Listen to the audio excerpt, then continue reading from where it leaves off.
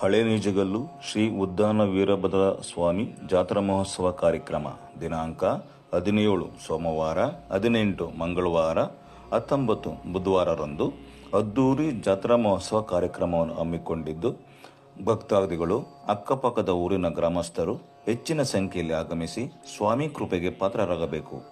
18 ಮಂಗಳವಾರ ಸಂಜೆ 7 ಗಂಟೆಗೆ ಸರಿಯಾಗಿ ದಕ್ಷಯಜ್ಞ ಅಥವಾ ಭೃಗುಮುನಿಯ ಗರ್ವಭಂಗ ಎಂಬ ಸುಂದರ ಪೌರಾಣಿಕ ನಾಟಕವನ್ನು ಆಯೋಜಿಸಲಾಗಿದ್ದು, ಭಕ್ತಾದಿಗಳು ಹಾಗೂ ಕಲಾಭಿಮಾನಿಗಳು, ಕಲಾ ಪ್ರೋತ್ಸಾಹಕರು ಹೆಚ್ಚಿನ ಸಂಖ್ಯೆಯಲ್ಲಿ ಆಗಮಿಸಿ ನಾಟಕವನ್ನು ಯಶಸ್ವಿಗೊಳಿಸಬೇಕು.